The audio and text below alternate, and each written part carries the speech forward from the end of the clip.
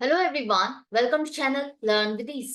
आज का टॉपिक है इशू ऑफ डिबेंचर्स, जिसमें हम सॉल्व करेंगे question number 7, chapter 9 TS Grewal की बुक से class 12 accounts. Online sessions, online classes के लिए आप मुझे स्क्रीन पर दिए गए इस नंबर पर व्हाट्सएप कर सकते हो अपना नाम और क्लास। अगर आप टीएस ग्रेवाल के साथ साथ डीके गोयल बुक को फॉलो कर रहे हो तो चैनल की प्लेलिस्ट को क्लिक करो, आपको न्यू एडिशन के सॉल्यूशंस अपलोडेड मिलेंगे। साथ में ही कम्युनिटी सेक्शन में एमसीक्यूज मिलेंगे क्विज के फॉर्मेट में और एमसीक्यूज के सॉल्यूशंस शॉर्ट्स में। तो बहुत कुछ है चैनल पर, विजिट द चैनल। अच्छा लगे तो शेयर और सब्सक्राइब जरूर करना। क्वेश्चन में कहा है कि राज लिमिटेड एक कंपनी है जिसने 5000 डिबेंचर्स इशू किए, पब्लिक को ऑफर किए, इनवाइट किया। 100 रुपए का एक डिबेंचर है, फेस वैल्यू 100 रुपए है, 100 रुपीज, जिसे प्रीमियम के साथ इशू किया है। प्रीमियम 5% है। 5% प्रीमियम का मतलब फेस वैल्यू पर आप कैलकुलेट करोगे 5% तो 5 रुपीज आएगा। अब जिसे भी ये डिबेंचर खरीदना है वो 100 रुपए में नहीं मिलेगा। पूरे डिबेंचर का प्राइस 105 रुपीज है। तो किसी को भी खरीदना है तो 105 रुपीज पे करने होंगे, वो भी इंस्टॉलमेंट्स पर। 10 rupees application, 20 rupees plus premium, मतलब 20 plus premium 5 rupees, 25 rupees allotment पर, और बाकी का पैसा फर्स्ट एंड फाइनल कॉल। तो 10 रुपए एप्लीकेशन, 25 रुपीज अलॉटमेंट, 35 रुपीज हो गए आपके। तो बाकी बैलेंस कितना बचा? 70 रुपीज, जिसे हम फाइनल कॉल पर डिमांड करेंगे। आपको इस क्वेश्चन में सिर्फ जर्नल एंट्रीज बनानी है।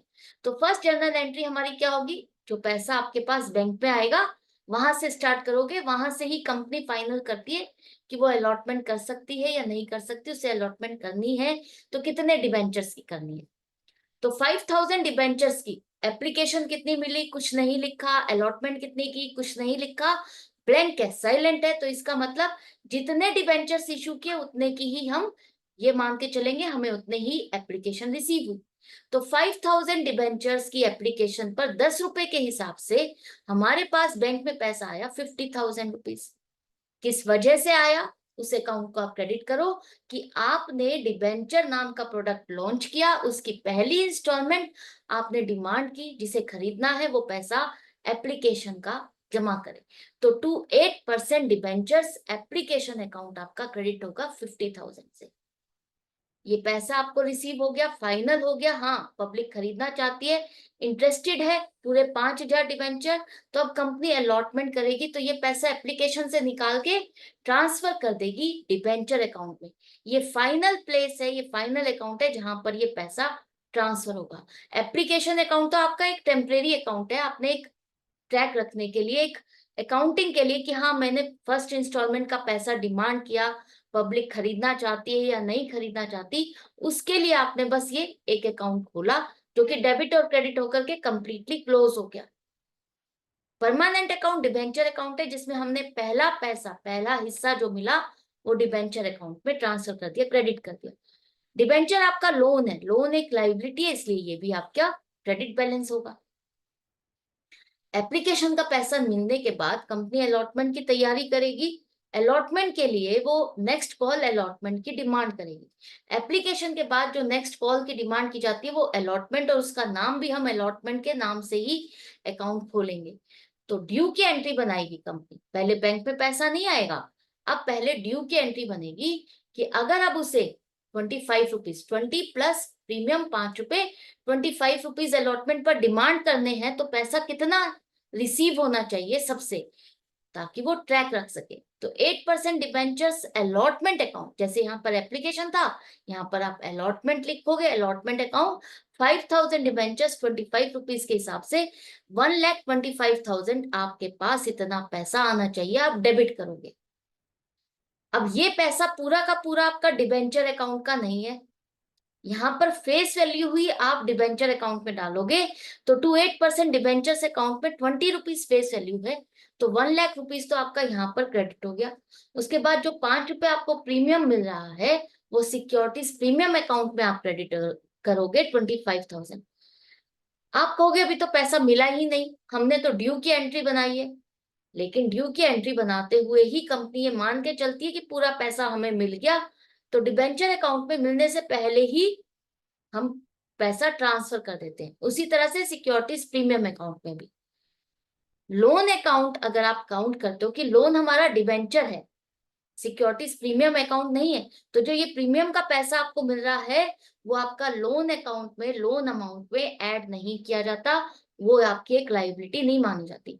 ये एक तरह से कंपनी के लिए प्लस पॉइंट है, एक गेन है, प्रॉफिट है, जिसे कंपनी आगे अपने किसी कैपिटल लॉस को एडजस्ट करने के लिए यूज करेगी।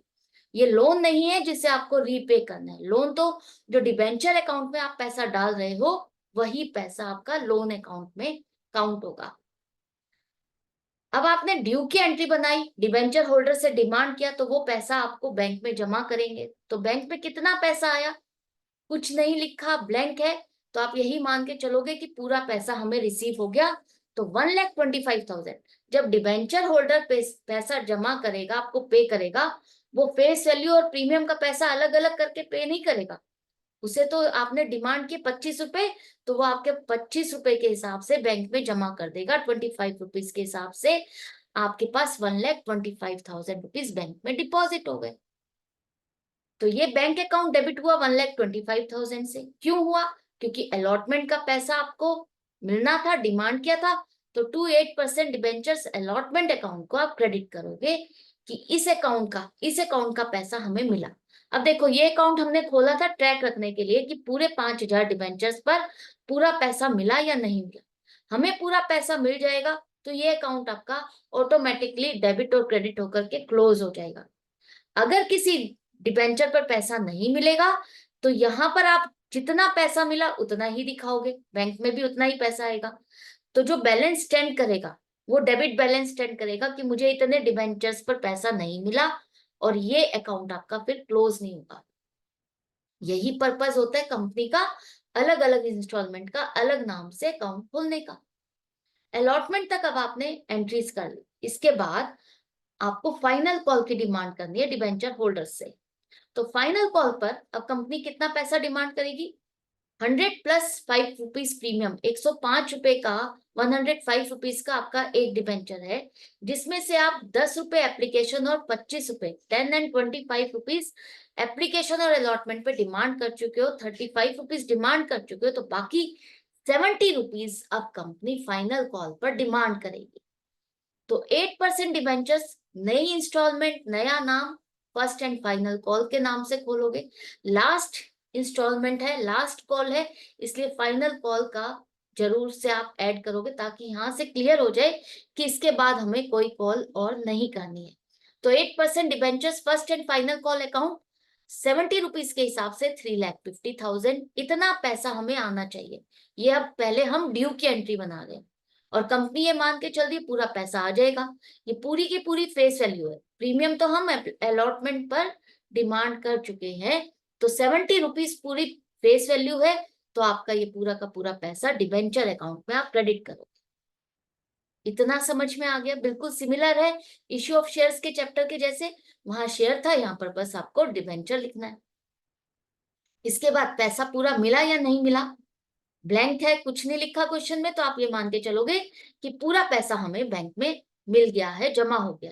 तो बैंक अकाउंट आपका डेबिट होगा 5,000 मल्टीप्लाइड बाय 70, 3,50,000 हमें पैसा पूरा फर्स्ट एंड फाइनल कॉल का रिसीव हुआ। क्यों रिसीव हुआ? क्योंकि आपने फर्स्ट एंड फाइनल कॉल की डिमांड की थी। To 8% debentures first and final call account को आप क्रेडिट करोगे। अब ये अकाउंट भी आपका डेबिट और क्रेडिट होकर के क्लोज हो गया। पैसा आपके पास आना था, बैंक में पैसा आ गया, और किस अकाउंट से रिलेटेड था? फाइनली डिबेंचर अकाउंट से। हमने उसमें पहले ही इसको क्रेडिट किया हुआ है। तो ये सारी जर्नल एंट्रीज इस तरह से आपको बनानी है। आई होप आपको समझ में भी आ गए। तो इसी तरह से कनेक्टेड रहो, सीखते रहो, समझते रहो। मिलते हैं हम नेक्स्ट वीडियो में नेक्स्ट क्वेश्चन के साथ अपनी प्रैक्टिस जारी रखते हुए। डाउट या कंफ्यूजन है तो कमेंट सेक्शन में लिख करके पूछ सकते हो। Good bye and take care.